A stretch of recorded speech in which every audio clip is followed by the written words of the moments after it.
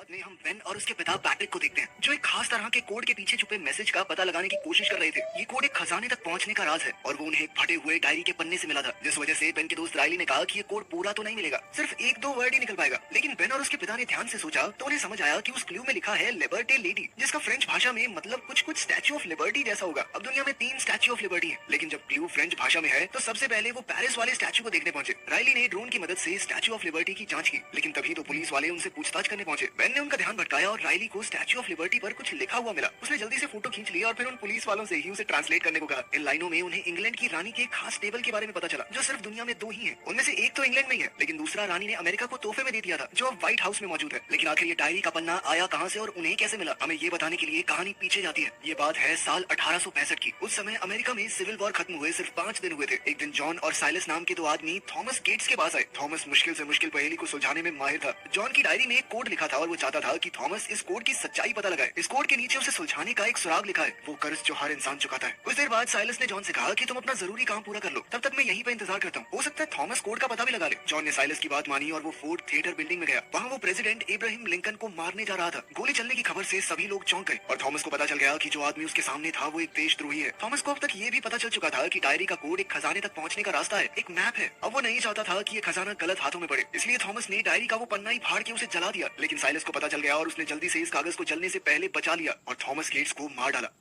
इस बात को अब काफी साल बीत चुके हैं और अब थॉमस का पड़पोता बेन गेट्स काफी सारे लोगों के सामने अपने परदादा की कहानी सुना रहा था, ताकि उन्हें एक देश प्रेमी शहीद की तरह याद किया जाए। लेकिन वहाँ बैठे एक आदमी ने बेन की कहानी को झूठा बताया और कहा कि थॉमस गेट्स ने ही साइलस और जॉन को अपने पास बुलाया था, ताकि वो इब्राहिम लिंकन की हत्या का षड्यंत्र बना सके। और सबूत के तौर पर उस आदमी ने वो आधा जला हुआ कागज का टुकड़ा दिखाया। बेन ये कहानी सुनकर हैरान रह गया और उसने उस आदमी से कहा कि मुझे इस कागज की जांच करवानी है पूरी। दरअसल मिच नाम का ये आदमी साइलस का पड़पोता है और जांच पूरी होने के बाद ये साबित हो गया कि ये कागज उसी डायरी का टुकड़ा है। बेन को अब भी यकीन नहीं था कि उसके परदादा ने प्रेसिडेंट को मारने की कोशिश की थी, इसीलिए वो उस टुकड़े की और अच्छे से जांच करना चाहता था। बेन और उसके पिता पैट्रिक अब इस बात से काफी परेशान है, लेकिन मिच के पास जो सबूत है उसे झुकलाया तो नहीं जा सकता। मिच की ये पूरी कहानी गेट्स परिवार का नाम डुबा सकती है, इसलिए बेन ने कसम खाई कि वो ये साबित करके रहेगा कि उस डायरी में लिखा हुआ कोड एक खजाने को ढूंढने का रास्ता था, प्रेसिडेंट को मारने का कोई प्लान नहीं। बिना वक्त गवाए बेन अपने दोस्त राइली से मिला, जिसने अब किताबें लिखना शुरू कर दिया था। लेकिन उसकी किताब कुछ खास बिक नहीं रही थी। उसकी फरारी को भी सरकार ने जब्त कर लिया था, क्योंकि उसके पास अपना टैक्स भरने तक के पैसे नहीं थे। बेन ने अपने घर का सिक्योरिटी कोड पता लगाने के लिए राइली की मदद मांगी, क्योंकि बेन का अपनी गर्लफ्रेंड एबिगेल से ब्रेकअप हो गया था, जिसके बाद एबिगेल ने बेन को घर से बाहर निकालकर घर का कोड बदल दिया। अब बेन ने मौका देकर एबिगेल का एम्प्लॉय कार्ड चुरा लिया। एबिगेल म्यूजियम में एक बड़ी पोजीशन पर थी और इस कार्ड से वो एबिगेल के ऑफिस में घुसकर रजिस्टर देखना चाहता था। लेकिन इससे पहले बेन अपना काम खत्म करके निकल पाता,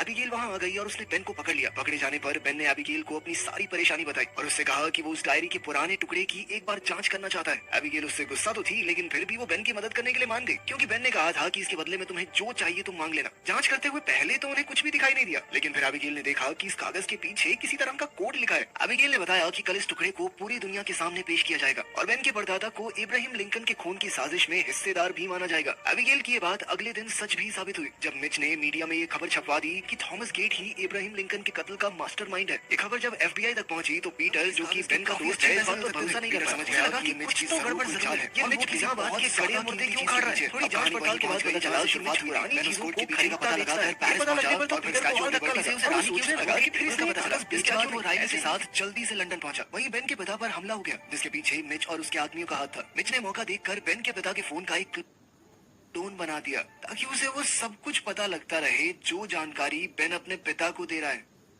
उधर बेन और राइली चुपचाप क्वीन के ऑफिस में घुसकर उस अनोखे डेस्क के बारे में जानकारी पाना चाहते हैं। राइली एक जबरदस्त हैकर है, तो उसने काफी जल्दी CCTV कैमरास को हैक कर लिया और उनकी मदद से बेन को रास्ता बताने लगा। बेन अपना काम कर ही रहा था कि तभी उसे अचानक एबिगेल मिल गई। एबिगेल बेन की इस मिशन में मदद करना चाहती थी, लेकिन उसकी मदद लेने के बजाय बेन ने वहाँ जोर जोर से हल्ला करना शुरू कर दिया। पहले तो एबिगेल समझ नहीं पाई। बेन ने अपनी गर्दन और कॉलर्स पर थोड़ी शराब भी लगा रखी थी, ताकि दारू पी के शोर मचाने के जुर्म में गार्ड्स उसे अरेस्ट कर लें। हुआ भी कुछ ऐसा ही। गार्ड्स उसे अरेस्ट करके पूछताछ के लिए नीचे वाले कमरे में ले गए। यहाँ बेन के साथ साथ एबिगेल को भी लाया गया था। बेन का इशारा पाते ही राइली ने उस कमरे का दरवाजा खोल दिया। अब बेन और एबिगेल एक साथ मिलकर क्वीन का ऑफिस ढूंढने निकल पड़े। दोनों ने छुपते छुपाते किसी तरह क्वीन का ऑफिस ढूंढा और राइली दोनों को बाहर CCTV कैमरास की मदद से गाइड कर रहा था। आखिरकार इन दोनों को ऑफिस मिल ही गया। उन्हें वहाँ वो अनोखा डेस्क मिला जिस पर एक खुफिया कोड लिखा था, जैसे ही बेन ने इस कोड की पहेली को समझाया तो वो समझ गया कि ये कोई नॉर्मल टेबल नहीं है, ये एक तरह की तिजोरी है जिसे खोलने के बाद उसे एक लकड़ी का टुकड़ा मिला जिस पर बहुत से चिन्ह बने हुए थे। बेन समझ गया कि इसमें जरूर कोई पहेली छुपी है, तो बेन ने ये लकड़ी का टुकड़ा उठा लिया। उसी वक्त सिक्योरिटी ऑफिसर ने देखा कि बेन और एबिगेल वहाँ से गायब हैं और बाकी ऑफिसर भी इन दोनों को ढूंढने लग गए। रायली ने ये सब देख लिया और गार्ड का ध्यान भटकाने के लिए झूठा अलार्म बजा दिया ताकि वो दोनों आसानी से भाग सकें। महल से निकलकर एबिगेल, बेन और रायली ने इस पहेली को सुलझाने की कोशिश की, लेकिन कुछ ही पलों में बेन ने देखा कि मिच और उसके आदमी उन तीनों का पीछा कर रहे हैं। पता चलते ही तीनों वहाँ से भागे, साथ ही मिच और उसके आदमी उनका पीछा करने लगे। इसी भागदौड़ के दौरान जब गाड़ी में बेन एक स्पीड कैमरा रख लिया और गाड़ी की स्पीड बढ़ा दी ताकि फोटो आ जाए, क्योंकि उसके फोन का कैमरा खराब था। साथ ही रायली ने कैमरा सिस्टम को हैक करके वो फोटो निकाल ली। इसके बाद बेन ने वो लकड़ी का फट्टा पानी में फेंक दिया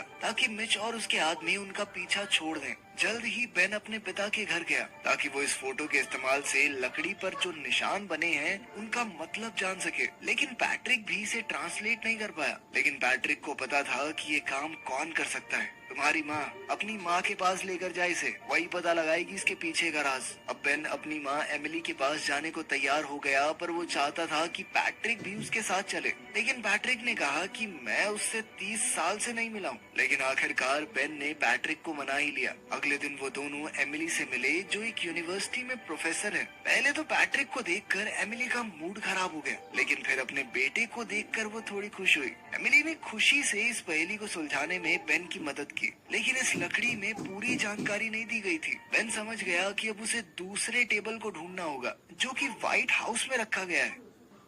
अब बिना वक्त गवाए बेन और एबिगेल सीधा व्हाइट हाउस पहुंच गए, जहां किसी चीज का सेलिब्रेशन चल रहा था। एबिगेल व्हाइट हाउस में काम कर रहे एक आदमी को जानती है जो उसे पसंद भी करता है। उसका नाम है कॉनर। शुरू में तो कॉनर थोड़ा हिचकिचाया, लेकिन बेन ने कहा कि हम बस प्रेसिडेंट का ऑफिस देखना चाहते हैं, प्लीज एक बार दिखा दो। साथ ही उसने कह दिया कि एबिगेल का बहुत मन है, उसे मना करोगे तुम? बेचारे कॉनर को समझ नहीं आया कि वो क्या बोले। अब जब एबिगेल चाहती थी तो उसे करना ही पड़ेगा। कॉनर ने इन दोनों को थोड़ा चौकन्ना रहने की सलाह दी, क्योंकि प्रेसिडेंट के ऑफिस में ऐसे ही किसी को आने की इजाजत नहीं थी। लेकिन जैसे ही बेन को वो डेस्क दिखाई दिया तो उसने एबिगेल को इशारा कर दिया, जिसके बाद एबिगेल ने अपना एक ईयररिंग गिरा दिया और कॉनर को उसे ढूंढने के लिए मदद मांगी और कॉनर से कहा कि मेरी मदद करो ना इसे ढूंढने में। अब बेन डेस्क के पास जाकर पहेली सुलझाने लगा, लेकिन जब उसने पूरी गुत्थी सुलझा भी ली तो देखा कि वहाँ पर तो वो टुकड़ा है ही नहीं, उसे पहले ही किसी ने निकाल लिया था। निराश होकर एबिगेल और बेन व्हाइट हाउस से बाहर आ गए और रायली को बताया कि लकड़ी वहाँ है ही नहीं। अब वो लोग सोच में पड़ गए कि आखिर वो लकड़ी का फट्टा हमें मिलेगा कैसे। तभी रायली को याद आया कि प्रेसिडेंट्स को तो पता होगा इस बारे में। तभी रायली ने दिमाग लगाया कि बहुत सारे प्रेसिडेंट इस डेस्क का इस्तेमाल करते हैं डेली बेसिस पर, तो ऐसा तो हो नहीं सकता। तो ये जरूर किसी न किसी प्रेसिडेंट का ही काम होगा और इस सब के बारे में उस खुफिया किताब में जरूर लिखा होगा जो हर एक पुराना प्रेसिडेंट अपने नए प्रेसिडेंट को देता है। अब प्रेसिडेंट से मिलने का कोई जुगाड़ तो उसके पास था नहीं, लेकिन तभी बेन के मन में ख्याल आया कि प्रेसिडेंट को किडनैप ही कर लेता हूँ मैं। अगले दिन रायली और पैट्रिक ने मिलकर वॉशिंगटन के सारे होटल बुक कर लिए ताकि प्रेसिडेंट के जन्मदिन के लिए सिर्फ वर्मिन होटल ही अवेलेबल हो। उसी शाम बेन प्रेसिडेंट से मिला, जो उसे पहले से जानता है क्योंकि बेन गेट्स परिवार का हिस्सा है। बेन ये बात जानता था कि प्रेसिडेंट जॉर्ज वॉशिंगटन को काफी मानता है, इसलिए बेन ने जॉर्ज वॉशिंगटन का बनाया एक मैप प्रेसिडेंट को दिखाया, जिसके अंदर एक खुफिया टनल दिखाई गई है। बेन ने बताया कि ये टनल यहाँ से पास ही है और जोश जोश में प्रेसिडेंट भी उसके साथ चल दिया वो टनल देखने। तब बेन और प्रेसिडेंट एक साथ इस टनल की तरफ गए। प्रेसिडेंट ने गार्ड को बाहर ही रुकने का ऑर्डर दिया क्योंकि वो आराम से घूमना चाहता था। बेन और प्रेसिडेंट दोनों ये टनल देखने निकल गए। बेन ने बिना किसी रुकावट के प्रेसिडेंट और अपने आप को वहाँ बंद कर लिया। अब उसने बिना वक्त गवाए प्रेसिडेंट से इस किताब के बारे में पूछा। पहले तो प्रेसिडेंट ने ये राज खोलने से मना कर दिया, लेकिन जब प्रेसिडेंट ने देखा कि ये बेन के लिए कितना मायने रखता है तो वो मान गया। आखिरकार प्रेसिडेंट ने बेन को बता दिया कि ये किताब एक खास लाइब्रेरी के सेक्शन में रखी है। प्रेसिडेंट ने उसे बुक नंबर भी बताया जो इस किताब को ढूंढने का खुफिया कोड है। उनकी इस बातचीत के बाद वो दोनों बाहर निकले। प्रेसिडेंट ने बेन से कहा कि अगर तुम इस किताब को निकालते हुए पकड़े गए तो मैं पब्लिक में तुम्हें बचाऊंगा नहीं, तो इसलिए बेहतर यही होगा पकड़े मत जाना।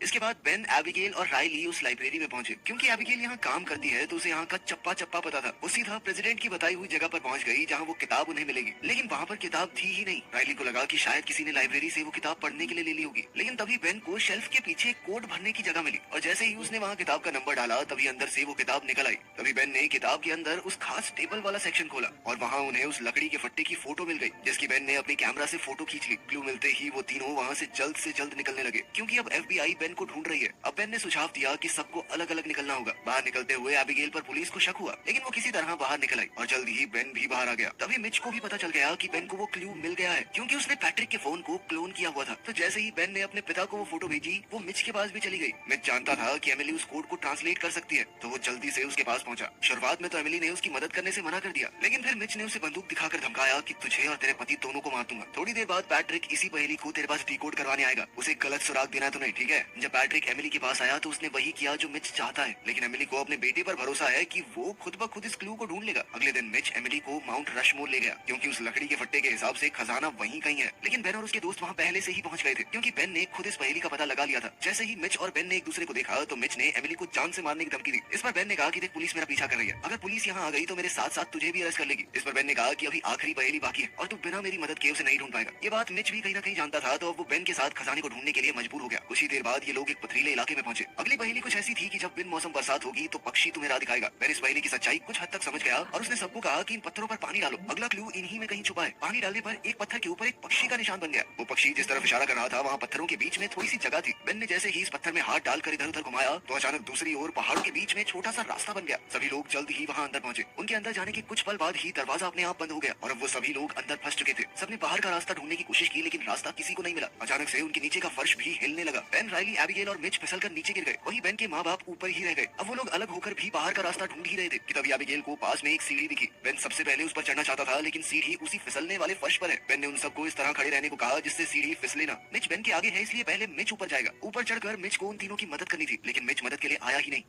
उसके बाद जैसे ही एबिगेल ऊपर चढ़ने लगी तभी अचानक वो लकड़ी का फर्श टूट गया और राइली भी एबिगेल के पीछे जल्दी से सीढ़ी पर चढ़ गया, लेकिन बेन फर्श पर ही रह गया। ऐसा लग रहा था मानो बेन का खेल खत्म, लेकिन ऐन वक्त पर मिच ने उसकी मदद की। अब उन चारों को एक कमरा मिला जहाँ पर पानी जमा होता है। थोड़ा ढूंढने पर पता चला कि अगला क्लू पानी के अंदर ही है। उस सुराग को पाने के लिए उन्हें पानी को सबसे पहले रोकना होगा। अब इस आखिरी पहेली को सुलझाते हुए जब वो लोग आगे बढ़े तो आखिरकार इन्हें वो मिला जिसकी उन्हें तलाश थी, एक पूरा सोने से बना हुआ अंडरग्राउंड शहर। उसी वक्त बेन के माँ बाप भी वहाँ पहुंच गए। इस खजाने के यहाँ मिलने से ये साबित हो गया कि थॉमस गेट यानी बेन के परदादा की कहानी सच्ची थी और उन्होंने इब्राहिम लिंकन को मारने की कोशिश नहीं की। मिच ने कबूल किया कि यही उसका प्लान था। वो जानता था कि वो खजाने तक बेन की मदद के बिना नहीं पहुंच पाएगा, इसलिए मिच ने बेन के परदादा का नाम मिट्टी में मिलाने का फैसला किया ताकि बेन इस खजाने को ढूंढने के पीछे लग जाए। खैर, उनकी खुशी ज्यादा देर तक टिकी नहीं। उस जगह पर पानी लीक होने लगा। अगर वो जल्द से जल्द यहाँ से बाहर नहीं निकले तो फंसकर यहीं मर जाएंगे। इतने में पैट्रिक और एमिली भी वहाँ पहुंच गए। पैट्रिक ने सबको बताया कि पानी नीचे की तरफ बह रहा है, मतलब जहाँ से ये पानी आ रहा है वहीं से उन्हें बाहर निकलने का रास्ता भी मिलेगा। लेकिन जैसे ही वो सब बाहर की तरफ बढ़े, पानी का बहाव और तेज हो गया। अब बाहर निकलने का रास्ता भी कुछ इस तरह से बना रखा था कि जैसे ही वो ट्रिगर छोड़कर आगे बढ़ते अचानक दरवाजा बंद हो जाता, यानी किसी को वहाँ रहकर दरवाजा खोले रखना होगा। अब सवाल ये था कि कौन बाहर रुकेगा। इस पर मिच ने कहा कि अगर तुम वादा करो कि मेरे परिवार का नाम लिया जाएगा कि इन्होंने भी खजाना ढूंढने में मदद की थी, तो मैं ये बलिदान देने को तैयार हूँ। मिच ने कहा कि इतिहास में मेरे खानदान का नाम इब्राहिम लिंकन को मारने के लिए बदनाम है, इसीलिए वो चाहता था कि सोने के शहर की खोज में विल्किंसन परिवार का नाम आ जाए। बेन ने वादा किया कि ऐसा ही होगा और अपने परिवार और दोस्तों के साथ बाहर निकल गया। बेन ने पुलिस को बताया कि उसे एक बहुत बड़ा खजाना मिला है, लेकिन बेन को प्रेसिडेंट को थोड़ी देर के लिए किडनैप करने के इल्जाम में गिरफ्तार कर लिया गया। इसके बाद बेन को प्रेसिडेंट के पास ले जाया गया, लेकिन प्रेसिडेंट ने झूठ बोलते हुए कह दिया कि बेन ने तो टनल में मेरी जान बचाई थी किडनैपर से। इस तरह बेन जेल जाने से बच गया और साथ ही उसे एक अवार्ड